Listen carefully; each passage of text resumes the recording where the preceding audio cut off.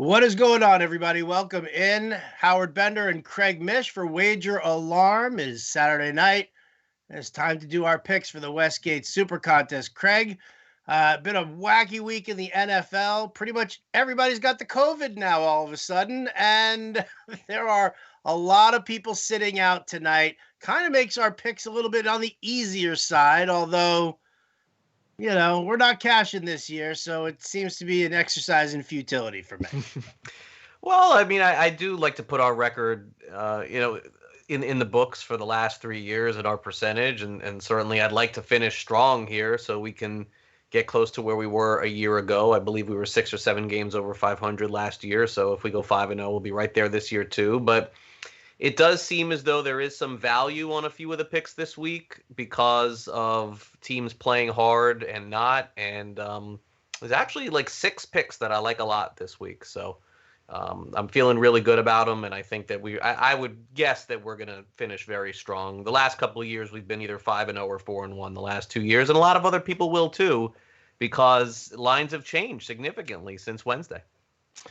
Yeah, that they definitely have. So we're going to go down the order of it is on the Westgate card, not necessarily in the order of times for each games, but we'll give you our picks. Craig will give you his number 6 pick there as well, and we'll kind of see where we end up. So first pick here, we're going to be taking the Cleveland Browns. There's no movement on this line. No. Browns favored by 9. Steelers sitting everybody. Browns need this win in order to get into the playoffs, and they need a convincing win out of this game for us. How are you feeling about it? I mean, listen, you know me. I've been a Browns fan all season long, been a huge supporter of their ground game. I think they can keep that motoring. What's your motivation here for laying 9? Yeah, I mean, Pittsburgh is the one team that very early on in the week basically determined that they weren't going to play anyone, and there's really no mystery in it. So this was really easy for me on this one. Cleveland needs to win. I think that they'll end up winning big. I don't honestly know who's going to suit up for Pittsburgh. There are a couple of other teams that over the last 24 hours, we started to see this too, with players being downgraded to questionable or even doubtful. But in my mind, I do believe that Pittsburgh may surprise some people in the playoffs. Everyone is down on them, and when that happens, I usually like to go the other way. But for this particular week, with Rudolph playing, and I think no one on offense and no one on defense, and all practice squad players, not to mention Cleveland had a little bit of a COVID issue this week, I cannot imagine that Pittsburgh, Howard, is going to want to put their main players on the field with the Browns. No disrespect to the Browns, but want to even risk that knowing what they're up against next week. So not to mention there is the small possibility, if I'm not mistaken, that Cleveland could play Pittsburgh again. I don't expect Pittsburgh to show anything at all. I like Cleveland very big in this game. Beautiful. Well, home game for the Browns also. They're going to, could end up with 11 wins on the season. Big surprise to a lot of people, and we'll see what happens. So there you go. Pick number 1. Pick number 2, we're going to the Dogs. We're going to the Panthers. 6.5 point underdog here against the Saints on the Westgate card. If you look at the regular line of the game, though, it's down to 6, but Latavius Murray out with COVID, Kamara out with COVID, no Michael Thomas, no Traquan Smith. I mean, there's very little to look for this Saints offense. Now the Saints are still in contention for the number 1 seed. They would have to win. Green Bay would have to lose. But I think what's most important here is I think the Saints have the division locked up already in the South, so no sense in risking any of these guys. Panthers, listen, they've had a decent offense throughout the year. It's their defense that's just been really piss poor. Yeah, and look, the Saints and the Packers both play at 4:25 Eastern. We cannot assume that the Packers are going to win, but we also can project a little bit here. And if for some chance Green Bay is up big in the third quarter, New Orleans is going to pull everyone in this game. And that gives a backdoor open for the Carolina Panthers here. Line went down to 5.5, went back up to 6. You're right, they're missing a lot of offensive pieces. I definitely feel like the number 1 seed is important to them. But once they realize they can't get it, what do? They're going to sit players. And even if they only sit players in the fourth quarter, Howard, and let's say the Packers pull up big, I think Carolina has a chance to win the game outright. We see this so often in the NFL in Week 17 where the starters sit after the second half. So I think there's a chance of that happening for New Orleans, and I like the way Carolina's played all season long. They've been in every single game. They may not win, but give us 6 points here in this one. I believe we're getting 6.5, if I'm not mistaken, right? 6.5, absolutely. Yeah, Love getting that hook. Love it. All right, another game where we still technically don't know yet. Bills Dolphins. You and I are going to go with the Dolphins here, getting 2.5. We've been waiting for the Bills to match the Steelers' move of sitting guys, because the Bills do have that numbers 2 seed locked up with a with a win, or if they lose and Pittsburgh loses, they still hold on to that. I think what we're looking at here is it's the same time as the Browns Steelers game, is that once the Browns start going up big, I think all of a sudden McDermott pulls Josh Allen and the rest of the crew off the field.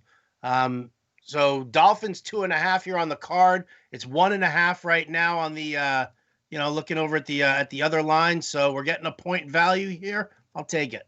This is a very big surprise to me that McDermott's going to even think about playing any of his players. It's just, honestly, the risk, is it worth the reward? Miami's defense has been really good all season long. Yeah. And I understand if you want to get Josh Allen prepared and you want to put him in and let him hand off a couple times and have him throw a pass in the first quarter, I guess I could understand that.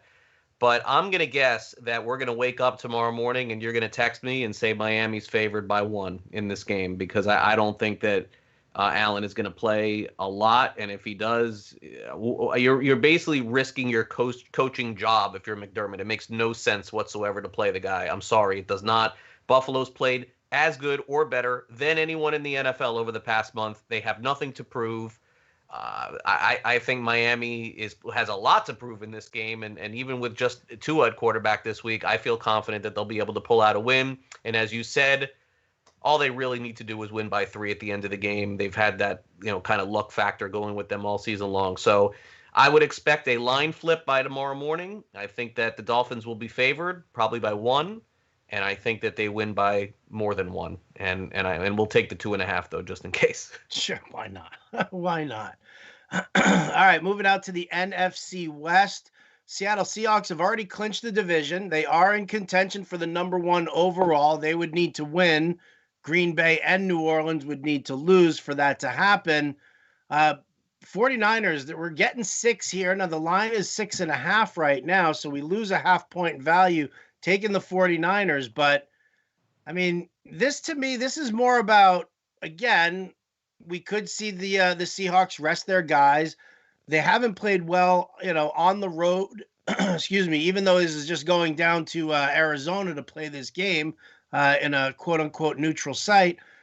49ers are not laying down. And we saw that a lot last week. And I think that this is something that, Robert Saleh is a guy who is auditioning for a lot of, head coaching jobs right now. I mean, his defense, with what he's done through the wake of injuries that they've had, I think he's got his team fired up. I think he's got his defense fired up for this one here. Russell Wilson not playing very well right now.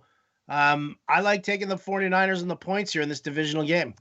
Yeah, it's a very odd line. I'm not really sure why the line is climbing. My expectation would be that tomorrow in the afternoon the line will crash some and Seattle will not dress some players, but maybe there's something going on with San Francisco that I don't know about, because I don't really get why Seattle should be 7-point favorites literally over anyone on the road at this point based on the way that they've played.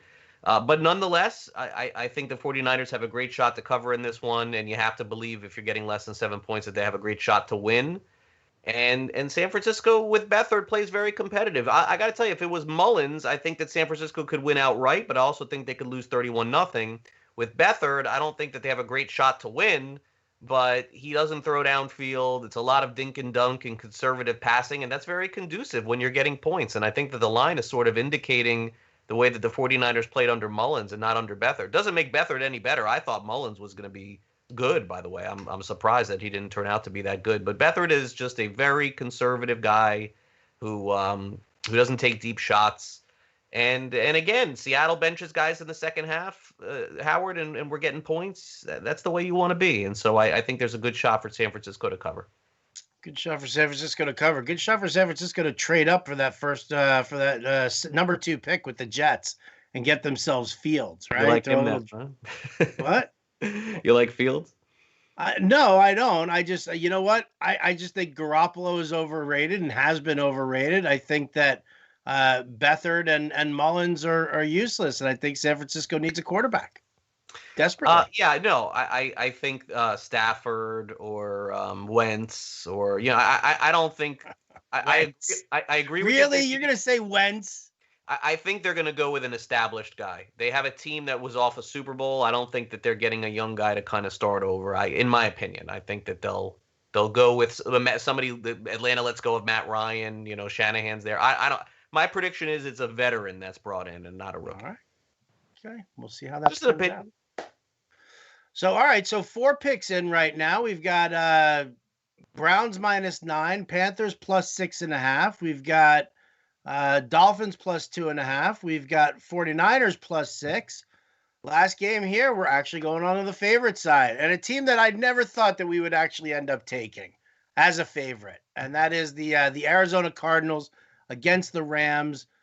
Cardinals are giving 2.5. We're laying 2.5 on this one here. Now it's John Walford. There's no Cooper Kupp. They might get Cam Akers back. Who knows? But there's a lot of fight for the playoffs here for both teams. But I mean, Arizona, they've got a more direct shot. They need they need the win. Well, both teams need the win to get in, but I think Arizona can get it with a win or a tie. The Rams just need that win.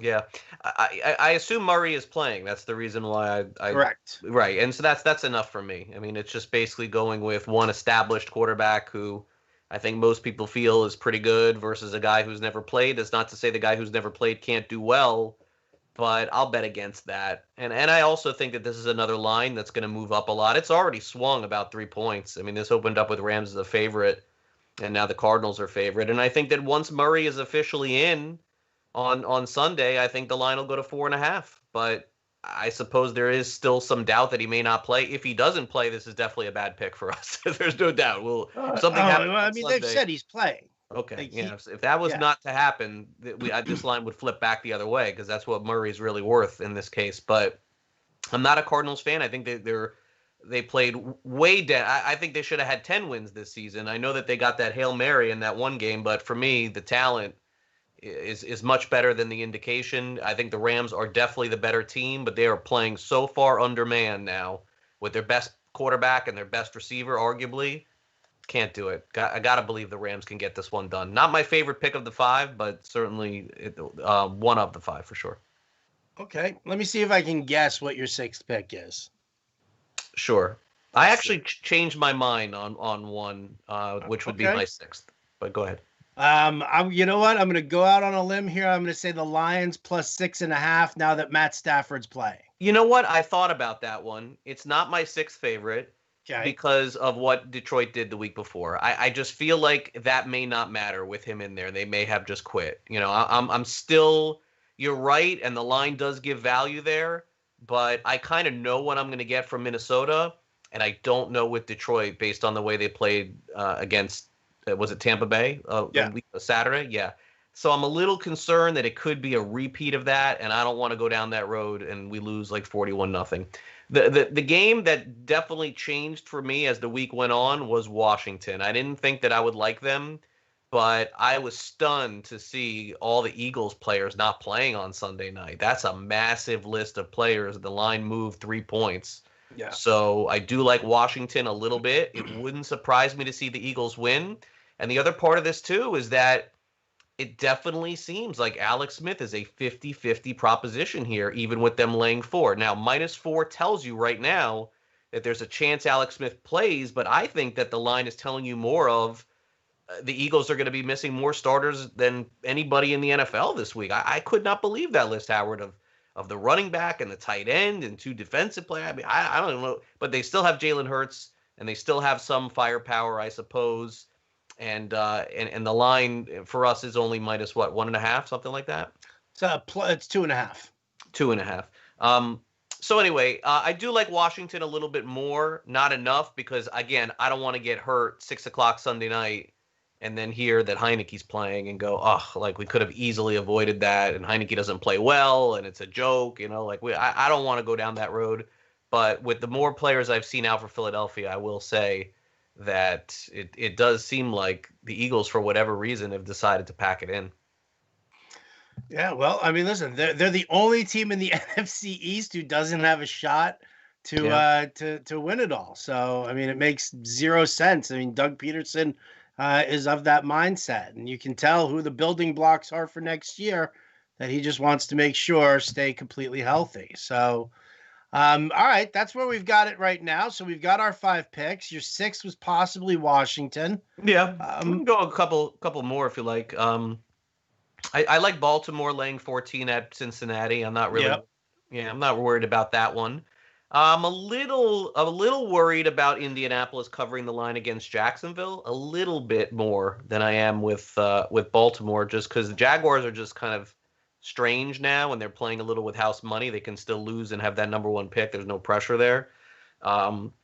Packers, Bears, Howard, do you have any feeling on this whatsoever? I don't have any feeling. Green Bay at Chicago -4. I feel like that's a great line. Like it's right there for me.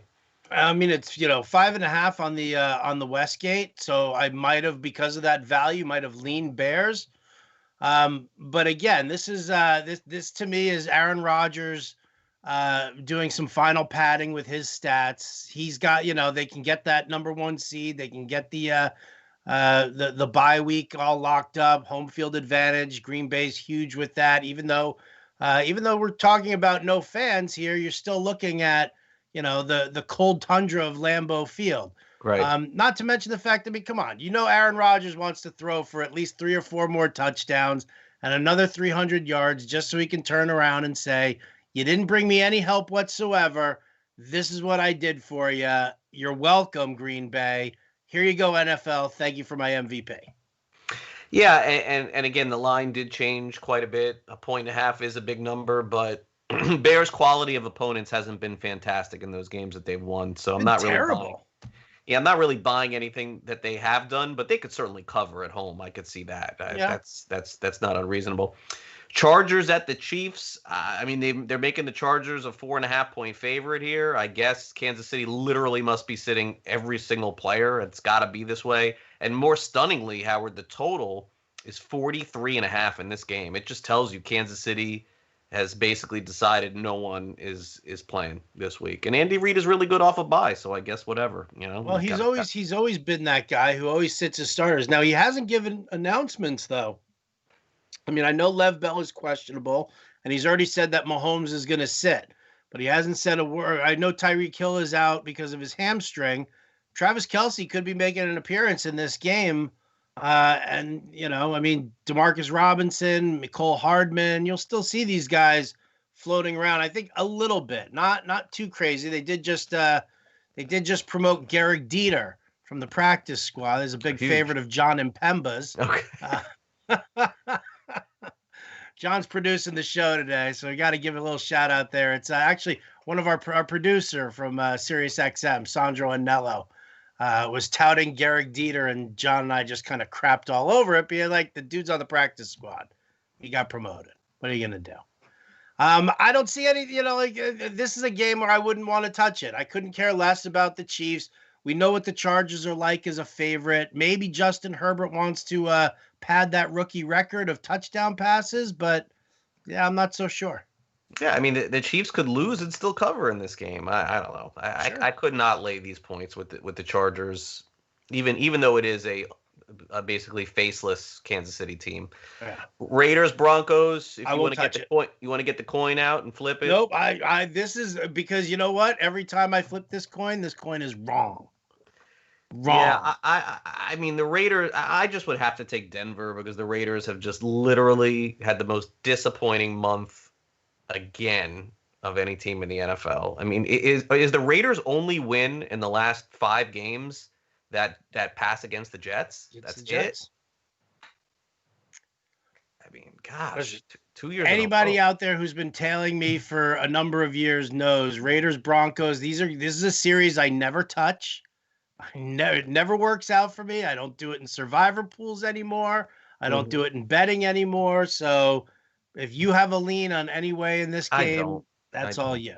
I don't. So that's it for the NFL. Just some quick thoughts, Howard. Any thoughts on the two college games yesterday? I know that Notre Dame got in the back door there at the end, but they got dominated by Alabama, and Ohio State played fantastic. And I'm not taking anything away from them, but certainly Clemson's defense this year was not nearly as good as it has been in years past. Remember, they gave up 40 to Notre Dame and then another 50 to Ohio State, but they're going to play on the 11th. So when we come back next week, we'll talk about that. But the line is out, and Alabama's -8.5 against Ohio State, and the total is 76. Yes. So I would assume we'll have a fun game there. The line opened up Alabama -7, and I suppose when we come back next week, what I want to go through is Alabama's championship and bowl game recent history with Nick Saban, which is going to be very surprising for some people because he's won a lot of them, but not covered in all of them. Like there's been closer games for him in some of these too. So we'll go through that. I hope Ohio State can make a game out of it, but I really am not going to get too caught up. Although they do deserve a ton of credit for beating Clemson, make no mistake about it. They came out and punched Clemson in the mouth. They just crushed them. Right. But again, the defense of Clemson had a lot of holes this year. They lost a lot of guys to the NFL. And I remember at halftime looking at it and thinking it was over, not because they were down 21, Clemson, but just because I thought they'd score 21 more points, but I thought that Ohio State would probably score 21 more points. Yeah, they're just not holding them at all. That was the big problem. Oh, so bad. So yeah, I mean, I suppose if you're going to bet Alabama, you probably need to do it now because it's going to probably go higher. But it's not, Saban's teams don't always cover in the big game in the championship, and they've had their issues in the past too. Remember, they lost to Clemson. So should be an entertaining game though, Howard. I do think the two best teams in college football got there. I don't think the best four teams were in the playoff, but I definitely think the best two teams are left. No, I think we all pretty much knew that Notre Dame had no business being in there, but I mean, you want to talk about, ratings, betting, everything like that, the Notre Dame, the Dallas Cowboys, these are the teams everybody loves to see and everybody loves to bet on. So that's right. Exactly. They went with that as opposed to the relative unknown in Cincinnati, or who's the other team that was tonight. What's going to happen is let's say hypothetically Alabama beats Ohio State, or you could even flip it. It doesn't make a difference. Those two teams are probably going to finish 1-2 at the end of the year. Mm-hmm. And Howard, I believe Clemson probably will still finish 3 or 4. But if Texas A&M wins tonight, they're playing North Carolina. It's 7-3 Texas A&M. But if A&M wins, they are going to finish in the AP top 4. And it just shows you that the teams that are in the playoffs don't always make it in the end. I would guess Notre Dame will finish 5 or 6, but A&M will jump Notre Dame at least in the rankings in the end. If they win. If they win. They got to do it. All right. Well, Craig and I are going to go back to that game. In the meantime, big thank you to John and Pemba for producing. We are, just so you guys know, we're going to continue these live streams throughout the playoffs for the NFL, and then we're going to drift in towards once baseball gets started up, we can start looking at some futures there. The live streams will be on Friday, 8:30 p.m. Eastern, right here on wageralarm.com. You can also catch it on fantasyalarm.com, YouTube, Periscope, everywhere that we're broadcasting there. So next week, wild card round plus the national championship. Yeah. Friday night, 8:30. Craig Mish, Howard Bender, Wager Alarm. We'll catch you next time.